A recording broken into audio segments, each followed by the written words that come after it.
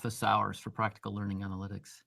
During the next hour or so, I'm going to try and address some of the questions that people send in real time, also some questions that people have posted to the forums before.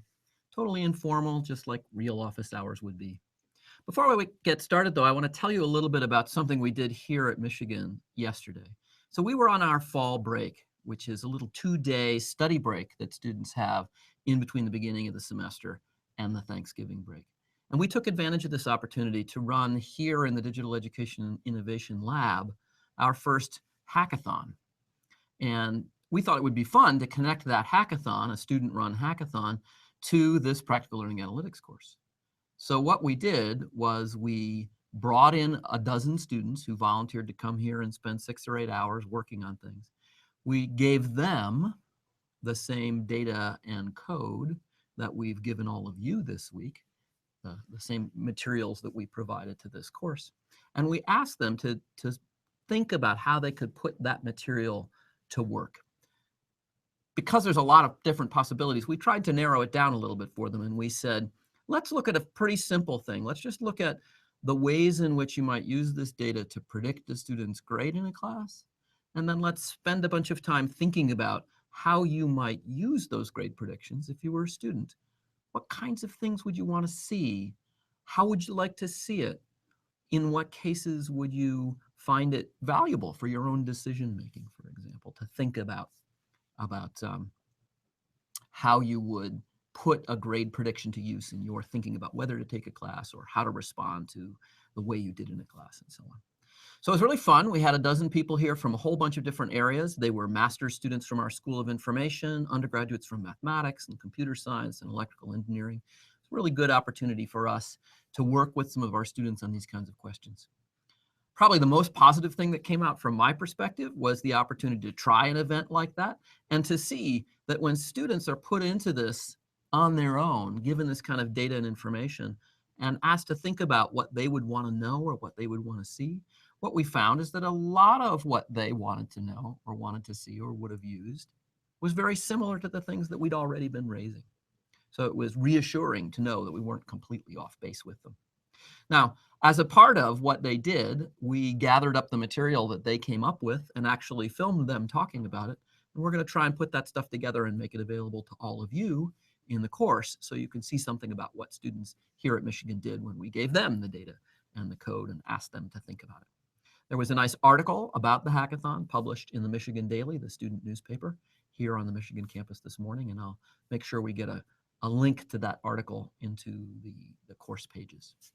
Okay, so we have a bunch of questions which are here. They've been coming in over the forums and so on, and I'm going to start to talk about some of these questions just to give you some kind of live feedback to the things that people are asking in the class. I have a set of questions that are about different kinds of issues and concerns that people might have about learning analytics. And I want to talk about some of these because we've faced a lot of them here on our Michigan campus. That's not to say that we've settled them or we've totally taken care of them, but we've been thinking about some of them for some time. So one objection that's often raised to the use of education technology is the sense that perhaps the people who are building the education technology aim to replace the people who are already engaged in teaching and learning, right? I essentially never think of it this way, but a lot of people do.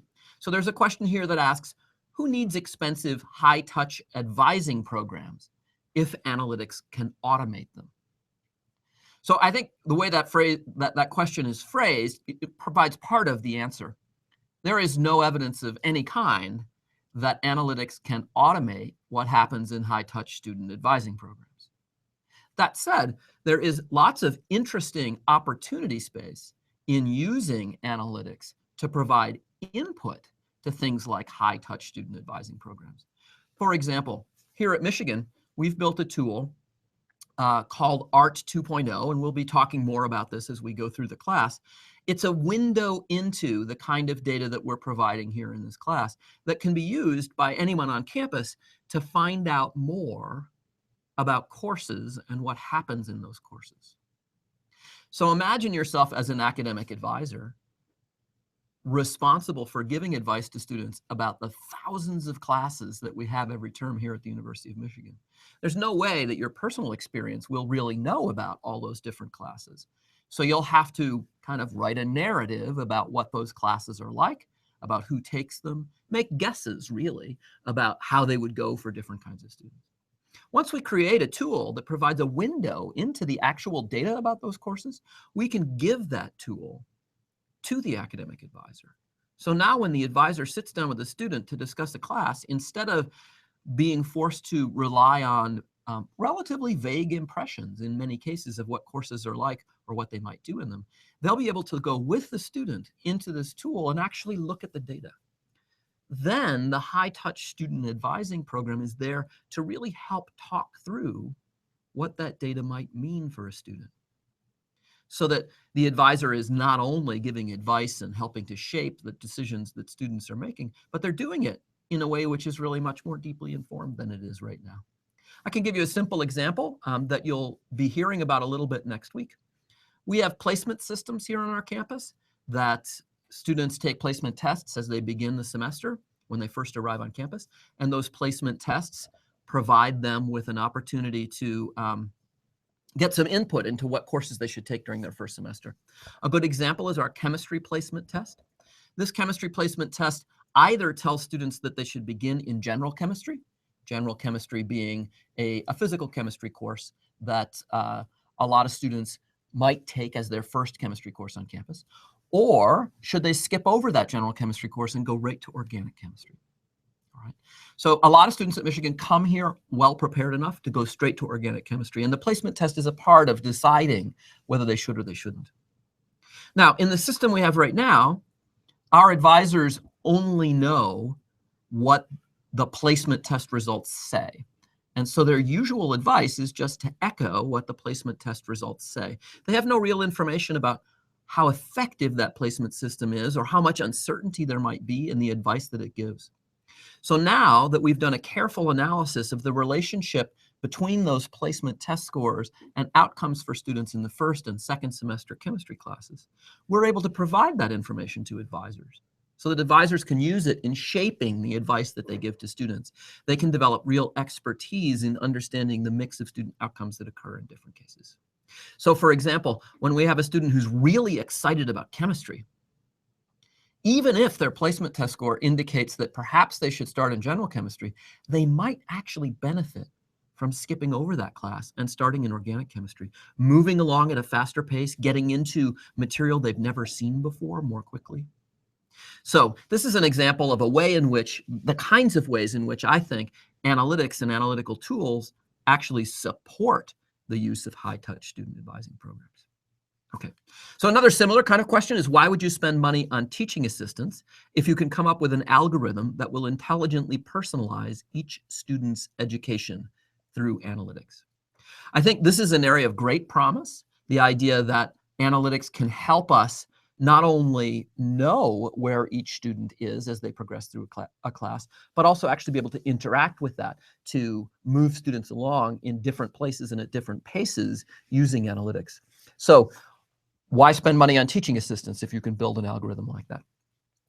What happens with teaching assistants is something quite different from what happens when you when you choose a different question for a student. What a teaching assistant does is interact with a student as a human being in a social way, right? So I think what analytics can do is make sure that those interactions are taking place and taking full advantage of the human nature of the interaction between a teaching assistant and the student, instead of asking the teaching assistant to take care of relatively mechanical things. So the teaching assistant can be working on higher level activities. Okay. There's a third question in this category that asks, to what degree is the rise of learning analytics part of a broader drive to increase the education industry's efficiency and economic sustainability? This is a really good question, I think, because we do hear a lot of discourse in the world about efficiency and sustainability of higher education. It's, of course, an important question. We must make sure that we handle the finances of higher education so that we can continue to do all the great things we do. I don't think of analytics emerging as a response to that at all, and here's a piece of evidence for that.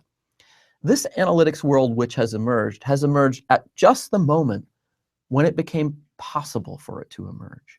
And what drove it to be possible was the emergence of the kinds of data collection systems that now exist on our campuses.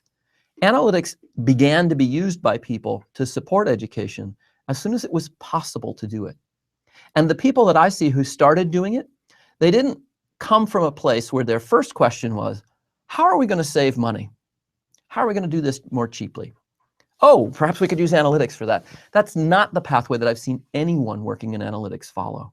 Instead, they've started from, I'm a teacher working with students. I want to understand how to do this better. So while it is the case that we're taking advantage of some real value that sits in those data systems to put them to use in this kind of way, it's not really the case that we're being driven by cost reduction in any kind of a way. So I see digital education and analytics as part of a system that is going to help us to make education a better thing. I don't foresee it making education vastly cheaper. It may even make education more expensive, but I think it will help us make education better. Okay, some other questions that we've had come in. There was a question about the synthetic data, and I want to provide for you a more technical guide to how it is we made the synthetic data, but let me say just a few words about it here. The basic method that we use for synthetic data production is something called multiple imputation by chained equations. And this multiple imputation by chained equations method is actually coded within the R language as a package. So it's possible for you to get the same package that we use to create this synthetic data, explore it yourself, and perhaps make even your own synthetic data. The basic way this approach works grew out of the desire to deal with missing data. So imagine that you have a bunch of data about students, and for every student you have things like their high school GPA and their standardized test scores and the term that they entered your university, the typical kind of data we're talking about here. Now, it's not uncommon at all in these kinds of human data sets for there to be missing elements in such a data set. For example, one student may have taken the ACT test and have no SAT scores. Another student may have taken the SAT and have no ACT scores. So there's missing data in those data sets. Dealing with missing data is always an analysis challenge. And one approach to dealing with missing data is to simply remove the person who doesn't have complete data. Right? This has attractions because it makes the data set then much simpler. Every single person in the data set has all of the data that you'd like to analyze, but it also has lots of drawbacks or potential complications. One of them is that the people who have missing data may be quite different from the people who don't have missing data, so that when you remove them from your sample, you may be biasing your sample away from what the real sample you have is. A simple example of that in this case might be, let's say here at Michigan, I decided to keep all the students with ACT scores and throw out all the students with SAT scores. Now, it turns out here in the state of Michigan for many years, the state paid for the taking of the ACT test. So all in-state students took the ACT test. Meanwhile, most of our out-of-state students took the SAT test. So if we were to throw out the SAT students and keep only the ACT students, we would be perhaps unwittingly focusing our analysis on in-state students and ignoring out-of-state students. So it's bad, it's awkward, difficult, complicated to throw away rows or participants who are missing some data. So what are you going to do if you have missing data? One thing that you can do is to try and impute what those missing values should be. And this is where the multiple imputation part of synthetic data creation comes from. So let's imagine that you have a whole bunch of entries, a bunch of students, and many of them are complete, so you have whole data sets, and a few of them are missing data, or even many of them are missing data. You can look at the ones that are complete to understand how the missing data relates to the other data that you have of the students. And then you can impute, which is a kind of fancy statistical way of saying guess, what that missing data would be in that student's row. And if you're using all the other information you have, that guess of what the missing data would have been can be quite good. So then you can go through your data set, do this kind of multiple imputation, and actually fill in values for all of the missing data in the table. And then analyze your data as if it was a really complete data set. Now, obviously, this seems kind of problematic. It's like you're making things up. But the things that you're making up and putting in are actually ways of encoding the information that you really have. So it's often the case that a data set which has had its missing data filled in through imputation by this method, that data set provides more precise, accurate answers about the whole population of people that you're studying than a data set where you, for instance, have removed all the people who have missing data. So this is one of the quite subtle pieces of analysis. How do you deal with missing data? And these multiple imputation methods were created in order to handle this missing data problem.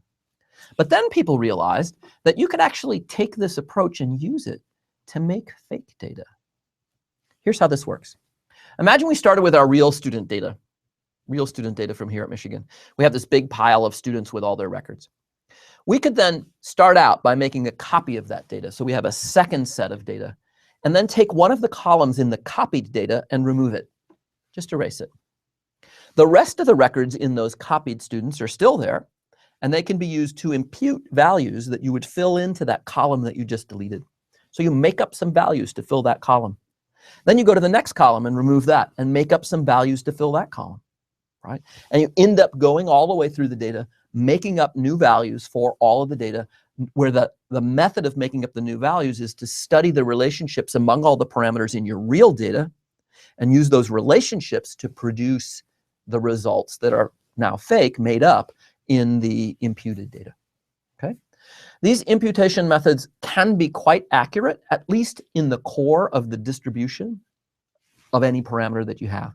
So they will do a very good job of things like replicating means or replicating the width of a distribution. They aren't great at doing things with the real tails of the distributions. So if you use synthetic data, you may find that some of the distributions are different in detail, but that the main features of the distributions are really the same. So that's basically what we did. We started with our real data. We made copies of it, started removing all the elements of those copies, and each time we removed an element, we would use the remaining information to make up what that element would be, filling in each student record so that eventually we have a student record where every one of these elements has been made up, but the features of those made up elements relate very closely to the features of the real student data. Okay, so it's kind of a complicated process. I've tried to give some sense of what it's like. I will arrange to have a more detailed document made available to everybody in the class so that you can see in some more technical detail how it is we did what we did. I would say the versions that we've done here are kind of baby versions of what I can at least imagine would be possible, right? We knew what kinds of analyses we were going to expose to you in this class, and that made it easy for us to do something relatively straightforward. I have a kind of dream about using synthetic data in this way. If we could develop the technical expertise to be able to take our whole set of student record information, like the complete transcripts of people, and then be able to produce new complete transcripts of people which are actually fake, but which contain the same information as our real student record information, then we might be able to release something that really looks like our full student record information and contains all the information that's in our student record information, but contains none of the detailed actual records of any of our students. That would enable us to actually open all of our data up to the world and ask researchers who want to try and understand what happens here at the University of Michigan to explore that in a way which has no real individual personal privacy concerns.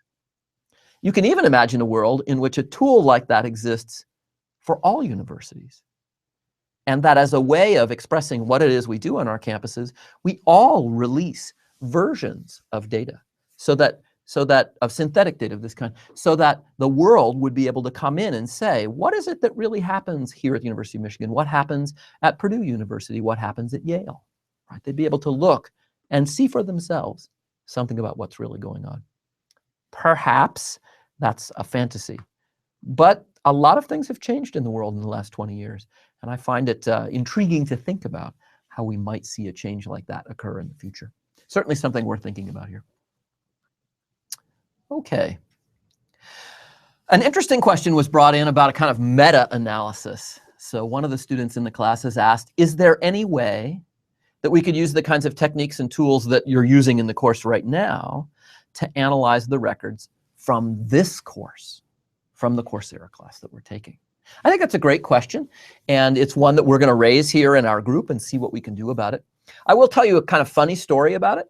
You would think that a new system like Coursera would have a really easy way that the instructors would be able to get at all the data about the class and be able to watch it all happening on a dashboard. So that's it, as it turns out, not really true. It's relatively difficult for us to get at the data about exactly what's happening in this course. So we'll see what we can do. We'll try and get some records of what's going on in this MOOC class, and maybe have a little discussion about how you might use those.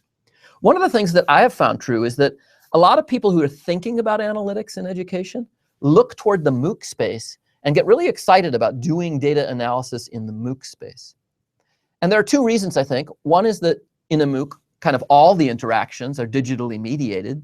So in principle, there's a very rich record of what happened inside the context of the class, right? So that sounds like a good thing. The other thing that sounds good is that the courses can often be really big.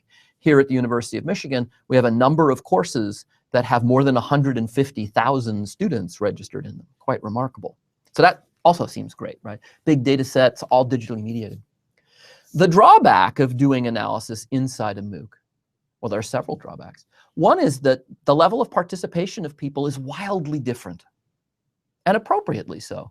As we've tried to stress in this course, I don't think it makes any sense for the people who are running a MOOC to expect or require that everyone in the class do the same things. You may come here just wanting the small plate version of something. You may come here wanting, the whole entree. And all of that is great as far as I'm concerned. So when you look at a record of participation in a MOOC, you're going to find all kinds of things. You're going to find most people participate very little, and a handful of people do everything. So what does it mean to analyze that? I mean, you can't treat it as everyone going through the same kind of process, and I'll just compare them, because you don't really know what people's goals were or what they were intending to do. So when they leave, did they leave because they did exactly what they wanted, or did they leave because you drove them away, or because they failed? You just don't know. In addition, in the MOOC space, you know almost nothing really about who your users are. You don't know where they come from. You don't, except when they tell you inside a survey, you don't really know how old they are. You don't know whether English is their first language. You just, all kinds of things you don't know about them. They may tell you, but they don't have to tell you, right? So you have a whole bunch of kind of anonymous people around the class. So I think MOOC data sets are actually quite complex to analyze, and I think that has really slowed what we're learning from MOOCs. By contrast, our on-campus students are in a system where we have very rich information about them, what they were like when they came to campus, how they've been progressing through our campus and performing in different kinds of classes before they get to this one, right? We know a lot of things about them. And I think that makes our campuses a very rich environment for doing the kinds of studies that we're talking about doing here in this class. But at any rate, it's a good question.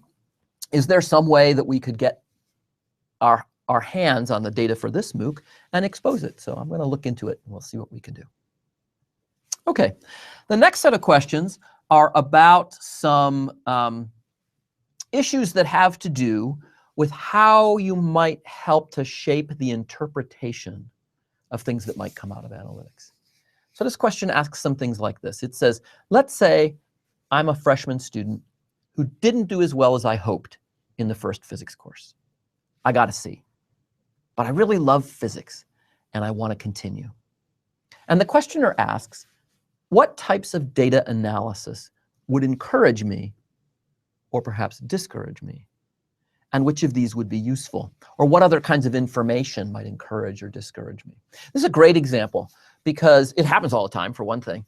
And also, it's one of the reasons that I started doing this work, was to be able to help a student with a question like this answer their question. All right. So when a student gets a grade, it forms a kind of signal for them. It gives them some input about a measure of their performance in a particular context. So this student who loves physics and wants to continue, but in their first class got a C, is being told, is getting a message that right now their performance in physics is a little less than average among this group of students that they're in class with, right? Now, often students interpret their grades on kind of absolute scales, as if the grades they get in every class or in every educational environment mean the same things. So a student here at Michigan, for example, probably is arriving with a high high school GPA, maybe never has had a C grade. They come into that first physics class and they get a C and treat it as if that C in physics here at Michigan means the same thing as a C in their high school. Of course it doesn't. What's happening here is we're saying you're a little below average among the group of people who came in here to the University of Michigan and took this first semester physics class. Very different kind of environment from the one where you might be thinking that, comparing that C to. So I would like to be able to inform the student about what is that environment like? How successful are students who get this particular grade? How likely are they to go on and major in physics? So a simple example of a way we could do the kind of analysis that we're talking about here, in fact, one of you could build a tool using the framework that we've provided in the class to be able to do this for students. You go into the physics data and you say, among all the students who got C's, how many of them went on to major in physics? And when they did go on to major in physics, what was the rest of their performance like? Are there examples of people who got a C in their first semester and then increasingly did better and better as they went along? Right? Stories like that, the possibility of seeing the reality that people have faced the thing you're facing and still gotten to where they wanted to be, those kinds of things can be very encouraging for students. I know there's been a lot of discourse in the STEM education world lately, in the science education world, of faculty members kind of coming out and admitting that they themselves in their early classes got low grades, right? And I have seen many students find those stories really validating and powerful. What they're doing when they give these stories is to put those kind of grades in a context, to provide more information for interpreting a grade like a C. You might think that a grade like a C means that outcome is just gone for you. And some people would tell you that. Most of the people who would tell you that don't really know that it's true. They're writing a narrative about what it means to get that kind of grade. And so by using analytics, we can inform those narratives and make sure we really know, is it the case that getting a C in that first semester class means there's no way you'll ever go on and study physics? Well, no, it doesn't. And we can show people just how much that's true. Just to clarify a little bit, I have done some of this exercise for physics, at least. And what I've been able to see is that the people who graduate with degrees in physics, there is a little sensitivity to their grades in their introductory courses. That is to say, people who do really well in their introductory courses are slightly more likely to go on and graduate in physics, but not that much, not even a factor of 2 between people who get A's and C's, right? So the grade you get in an introductory course is not determinative of your future. You're the person who determines your future. And we need to make that clear to students, that getting a passing grade in a first semester physics class, whatever that grade is more than enough for you to be able to progress forward. I should put in a little comment here that one of the groups of people who provide perhaps the most discouraging advice to students are actually faculty members. It is true that some faculty members struggled in their early science classes, but it's also true that many faculty members didn't struggle in their early science classes. So they look back at their own life and say, you know, well, I got an A in introductory physics, so if you're a kid and you didn't get an A in introductory physics, you probably shouldn't go on. And I do hear that kind of discourse a lot. I've been trying to use data to undermine it, to show people that it's in fact not true that only A students would go on, right? It's in fact the case that students with across the performance spectrum go on and achieve the degrees in science that they would really like to, right? So we can use data to improve the discourse around it in a whole bunch of different ways. Okay. There have also been lots of different, so here's another question about privacy. There have been several mentions of ethical and privacy issues surrounding learning analytics, and it would be interesting to hear more about where Dr. McKay sees these issues developing and how institutions of higher education in particular can address typical ethical concerns about learning analytics in their work. Okay, so privacy issues have both important ethical kind of nature. They also have important legal nature, right? There are certain legal restrictions on what we can do. The first thing to do is to take care of the legal issues. I think they're relatively straightforward, and we've discussed in the course certain ways of handling access to information which we are legally obligated to keep private. It's not that we're not allowed to use it in any ways, we're just not allowed to make it public. And the legalities around FERPA, for example, allow for us to do research as long as we keep those records private. We had an earlier segment in the first week where we talked about several different ways of protecting that personal privacy. All right. Even when we protect personal privacy, ethical issues emerge.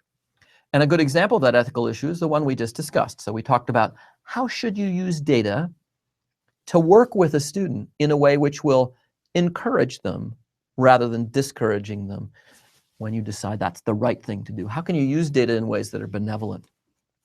I think about and worry about these things a lot for many reasons, but one of them is that it's often the case that we find things in data which could be used to discourage people from moving forward towards success, right? And that means that the data has kind of exposed us to a risk that people might misuse this information or use it in a way which would lead to a negative outcome, even if they were intending to do something good. A great example of this is the discussion of the gendered performance differences that we see in our introductory science classes here at Michigan. I've talked a bit about this in some of the segments that we've recorded before, but let me just digress a bit about my own personal history with it. So I had long known about research in other places that showed these kind of gendered performance differences.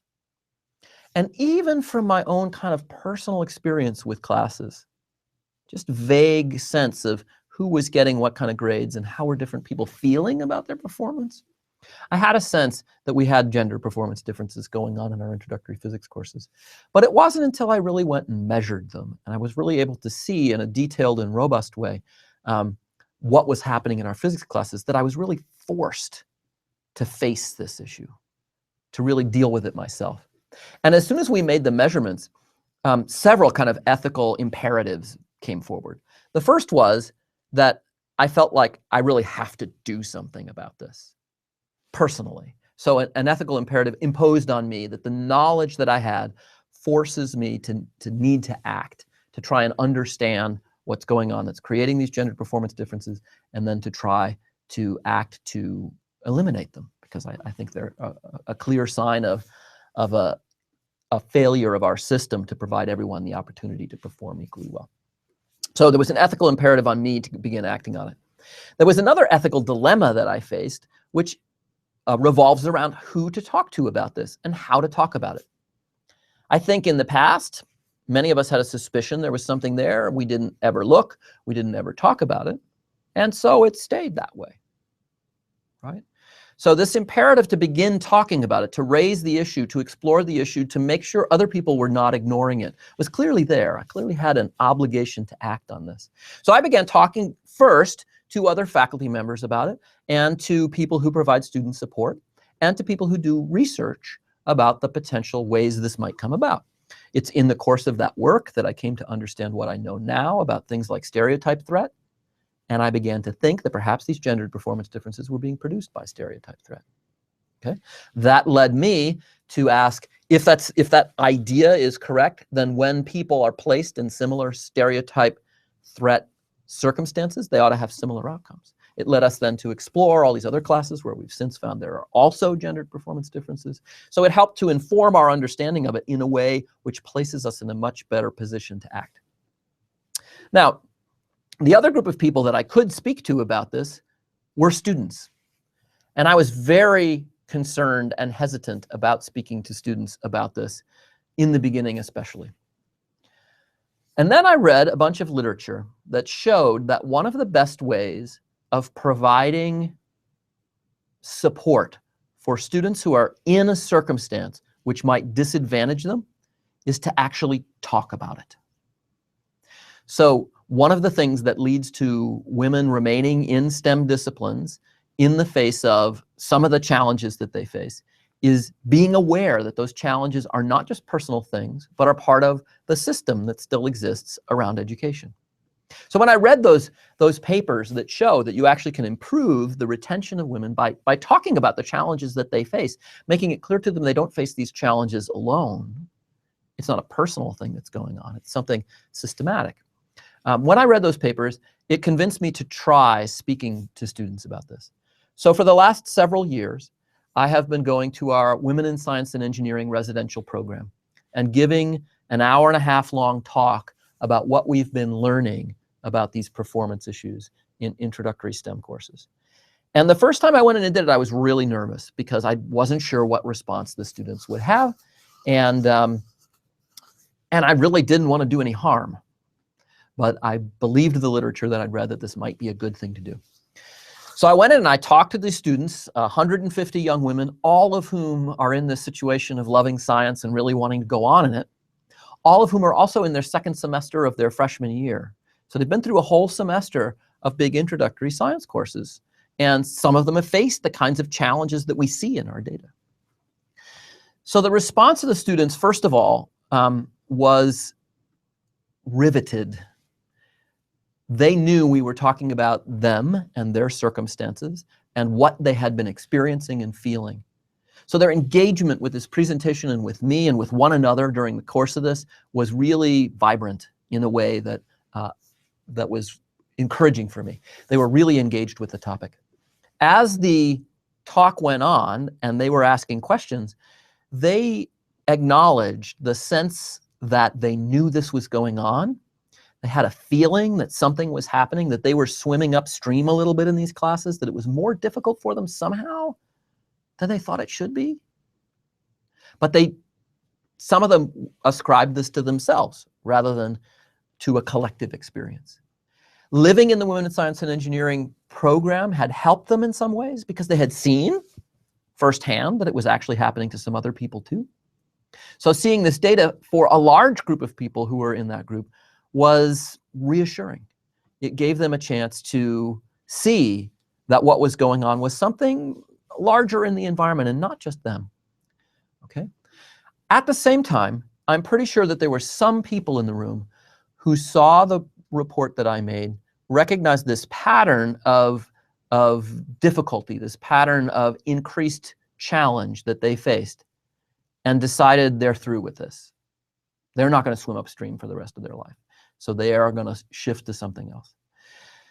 So it's a really difficult ethical kind of circumstance. What should you do? Should you talk about it? Should you not talk about it? I have found very few circumstances in my life where eventually talking about what is really happening in the world is not the right solution. But when you should talk about it, how you should talk about it, with whom you should talk about it, are big issues that we face all the time when we find things in data that are that might be harmful to people, right? The whole point of doing learning analytics is to improve education, to improve teaching and learning, to lead to more success for more people. Making sure that we think about how we use what we learn is a key part of making sure that that vision gets realized. So great question, and one that I think would be a wonderful one to discuss if you have a group of people working with you, a good one to put onto the forums. Often ethical issues are best faced in kind of case studies. So if you think of a particular issue, a particular concern, like I've found this and I don't know how to talk about it, that could be one of the best ways to create a good discussion on a forum. Okay, let me talk about a couple other questions that are up here in the forums. Our situation at Michigan, as I've described, is pretty rich in terms of data. We built a data warehouse fairly early on. We've been able to open that information to people pretty effectively. So we have a kind of large longitudinal data set. Someone asks this question about what to do if you don't have that. It says, many institutions do not have the robust longitudinal data repositories that Michigan seems to have. Are there any suggestions or comments for working with less than optimal data sources? Okay, and there's an example here. For example, if there are only 1 or 2 years worth of LMS data and it's not joined to student record data, or if there's student record data but the data sets are so small that to look at major or class size would be in tens rather than hundreds, what do you do? First, I have to express my kind of sympathy. One of the things that makes it powerful to do learning analytics at Michigan is that we really do educate people at scale. So when we teach some of these classes, a single semester can provide a really good, rich data set. We have many courses that have enrollments of hundreds. That makes us a good place to do this. I have seen people work very, very hard to do learning analytics projects, for example, at small liberal arts colleges. And what they find is that they can get some real insights into what's happening in specific on their campus. So even a fairly modest data set can provide insights into quite specific questions about your current circumstances, but what you find there won't be especially precise because you just won't have the statistical power to do it, and it might not be wildly generalizable. All right, so I think that you have to think about the questions that are really appropriate to ask in your environment if you have a smaller data set. So if just the number of students is smaller, you will never have the kind of precision that you might like to have. It might take many years in order to be able to do that. So some environments are less well suited for asking really precise, statistically precise questions using this kind of data. At the same time, you might have a much more flexible environment for getting and analyzing more qualitative data. You might be able to interact one-on-one with many students in a class and get very rich mixed methods kind of information where you bring together what you know about them from the LMS or the student record system with an interview, for example. That's something that is perhaps not possible at the scale that we teach some of our classes, but it might be in your environment. So you can go for rich data rather than extensive data. That's a possibility. LMS data is an interesting example because a lot of places have some version of LMS data. If you're using a learning management system like Blackboard and so on, you can actually get quite a bit of information from them. And again, what you should do is look at what that data will, what kinds of questions that data will afford answers for.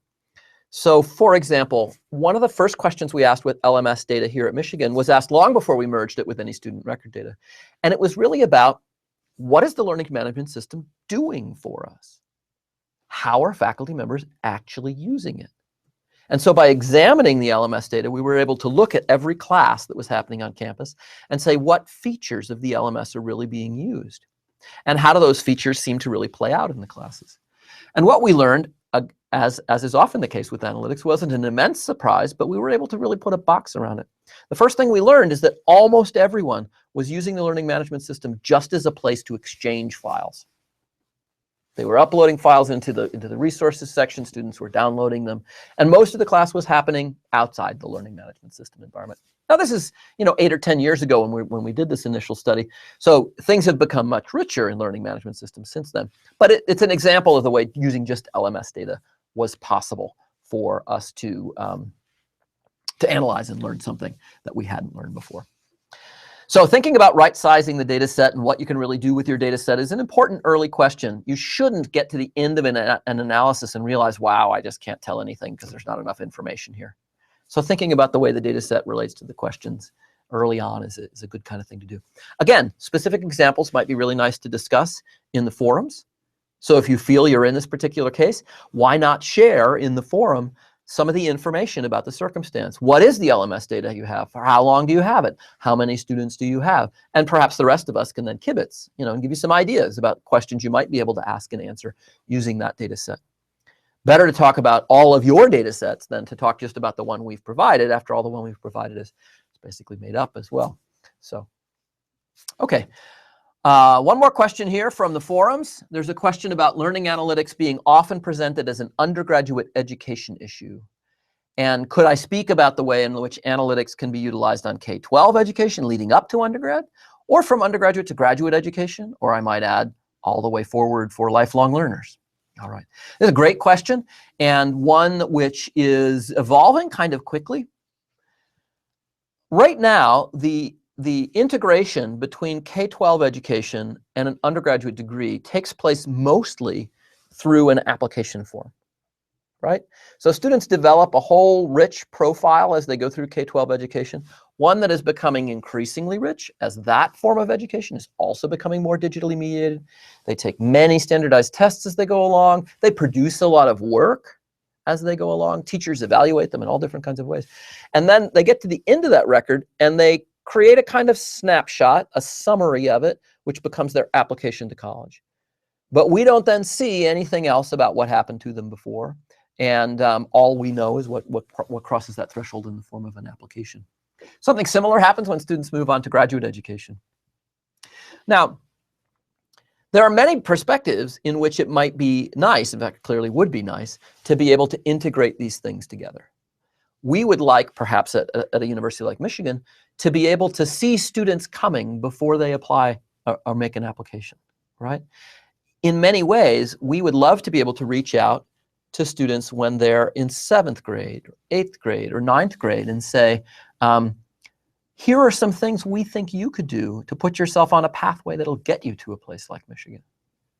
To encourage them to do that, to make sure they know that even though perhaps no one in their family's been to college, perhaps they don't know anybody who's been to the University of Michigan, we want to make sure they know that they might want to be on this pathway toward a university like ours. So being able to integrate from where we are down into the K-12 system is really interesting. It's also true that if we could see more information about what's happening in the K-12 world, even just for the research purposes, not for any other kind of purpose, we might be able to understand the integration between the way students are being prepared and how they do in college much better. In the first week of the class, I did do a lecture that was about the history of learning analytics at Michigan. And one of the things that it talked about was the very tight way in which Michigan originally did its admissions in coordination with high schools. So it used to be in the late 19th and early 20th century that faculty members and even the president of the University of Michigan would visit high schools every year and spend several days on the high school campus looking over their curriculum, interviewing and even rating their instructors and so on. So they worked really hard at integrating the preparation of students for coming to college with college. Now in the modern world, that integration is not being done at the same level of commitment that it was at that early time. And the ability of moving data across these lines might make it more possible for that to happen. Talking about going from undergraduates on to graduate education, again, the ability to have a kind of portrait of what students have actually done, what they've actually been capable of doing before they come to graduate school, would give us the opportunity at the beginning of graduate school to personalize graduate education as well. I know that when we have graduate students come in, yeah, we get a chance to talk to them and so on a little bit. But if we were to do a real thorough assessment of what their experiences have been before they came, and we're able to, for instance, look at some of the work that they had done before they arrived, we might better be able to advise them about different kinds of skills that we think they really should focus on, or to take some people and move them ahead more quickly, whatever it is we think would be appropriate based on that kind of information. Now, this question also raises a kind of bunch of issues about data provenance and about data ownership and doing the right kinds of things with the data. So I like to turn my thinking about the way we're working with data with students very much toward the student. You've heard me talk about the importance of the student being the key element or the key user of all this information that we have in the system. So I like to imagine that as a person educates themselves moving through the K-12 system into an undergraduate program, perhaps to a graduate program, perhaps into different kinds of professional education after that, that they would be able to generate a portrait of themselves, which allows them to more deeply understand where they fit into the whole world of people who've been educating themselves, right? So that they can self-assess in a really rich way. Also, so that they can represent themselves, so that it's possible for them to show the world where they stand and what their education is really like. I've been doing a lot of hiring lately, hiring for people to work in research labs, hiring for people to work in administrative jobs and so on. And every time I work on the hiring process, I'm really struck by the very limited way in which we're able to use information. When people apply for a job, I mean, in many disciplines, in many fields, they apply for a job with a few-page CV that provides really only very high-level descriptions of what they've done. It might say, I spent 4 years at the University of Michigan and I got a degree in physics. Right, and that's all it says. It's really quite limited compared to what they might be able to do if they could make available richer information about what it is they really did. So I can imagine a world in which each of us builds a richer portrait of who we are and is able to hang on to that portrait and use it in a variety of different ways as we move along through our education to understand where we stand in the whole world of people who've been educated. We're doing a lot of thinking about the integration of a 4-year residential undergraduate experience with the rest of people's lives. So we're thinking about the ways in which digital education technology might allow us to open the doors to the University of Michigan and some of its educational offerings to students long before they arrive on campus. So perhaps for instance, by providing people with, got a little background noise made here, okay. So providing people with the opportunity to participate in, yep, sounds like construction downstairs.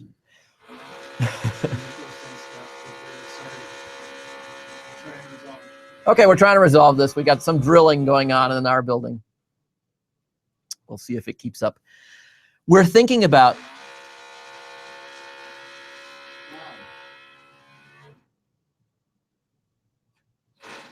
all right.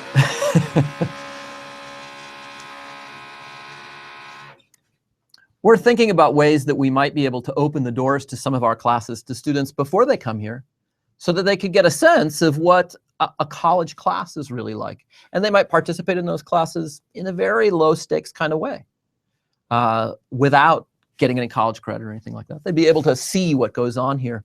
At the same time, we as an institution might learn something about them. A student from a small rural community in the northern, in Michigan's Upper Peninsula, who chooses to spend a lot of time and energy on an open course that we create for them, is telling us something about their commitment to learning and about their commitment perhaps to coming to our campus. So we're thinking about opening it in that kind of direction. We're also thinking about opening up courses so that our residential students who are participating in a class might also be able to participate with people who long ago left our campus, right? So I'm trying to create a model right now for a course in which 150 or so residential students are engaging with a bunch of subject matter, and at the same time there are some alumni from outside the university also engaging with the same subject matter, perhaps, for example, writing papers on the same topics. And then the on-campus students and the alumni are doing some peer reviewing of one another's work. I would love, for instance, to have one of my 19-year-old sophomores here on campus write a paper, give it to a 65-year-old lawyer who gives their paper to the 19-year-old, and let them see what writing might be like. Let them get a sense of the ways in which writing might evolve in your life and in your career. So I'm thinking about ways we might make those kind of connections go from one place to another. It's also true that graduate education has been a little less studied in learning analytics than undergraduate education for the kind of data reasons. The pools of students that we educate in undergraduate programs in many cases are much larger than the pools we educate in graduate programs. Also, the sort of relationship between the number of trainers and the number of trainees is very different. So graduate education, because it happens in an almost one-on-one way, often provides really rich understanding of what's happening in that environment. So a quantitative analysis of what's happening may not be as needed as it is in an undergraduate program, like our introductory physics courses. So learning analytics may be coming out of undergraduate education.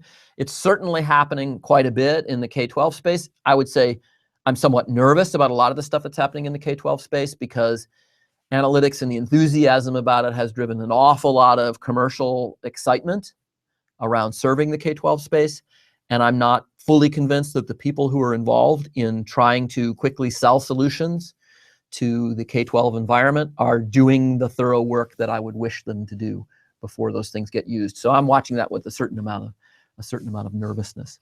I guess that means it might be a topic that academia should be really engaging in as much as possible to make sure that the kinds of tools that are built and the ways that they're used in K-12 education are really tested well and have the right kind of benevolent goals, rather than being mostly profit-driven.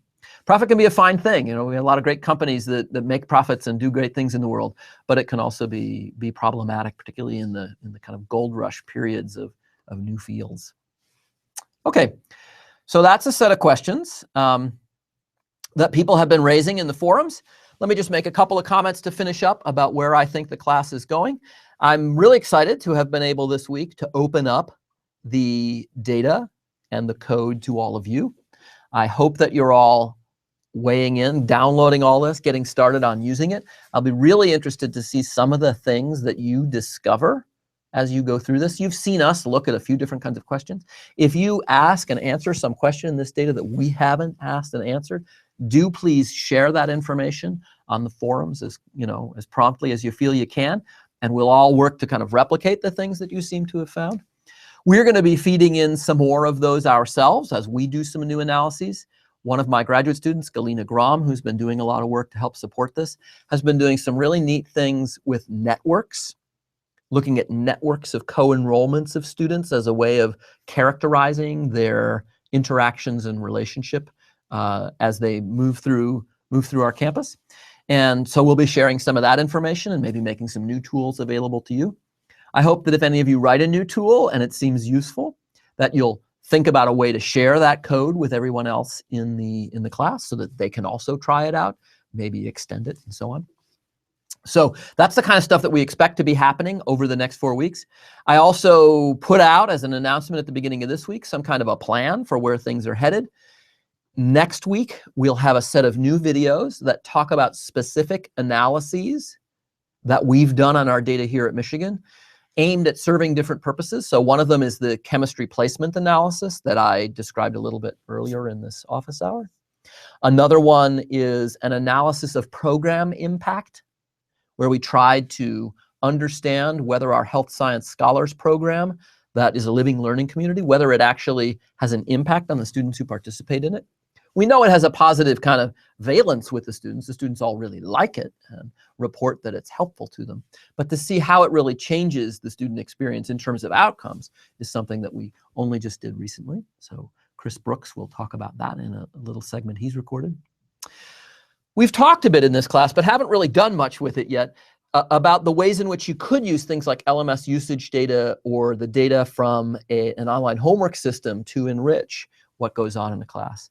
And my colleague here at Michigan, Gus Everard, has recorded some really nice segments for next week about his work in that kind of area. He's built a tool called Problem Roulette, which allows students to do many, many practice problems as they're getting ready for exams here at Michigan. And he and his team have been analyzing the Problem Roulette data to see how doing practice problems affects student outcomes. And they've then taken that data and turned it around to share it with students. So they've seen ways in which an increased usage of practice tools leads to improved performance. They've taken that back to students and said, you want to improve your performance? Here's evidence that shows if you do these things, it will improve your performance. And now we're watching to see how students will respond to that kind of feedback and advice. Okay, so that's some of the stuff that's coming in week 4. In week 5, we'll be talking about some of the tools we've built here at the University of Michigan to take data like this and put it to use. We'll talk about the ART 2.0 tool that I mentioned earlier this hour. We'll talk about something called Student Explorer, about a computer-tailored communication system called eCoach, and so on.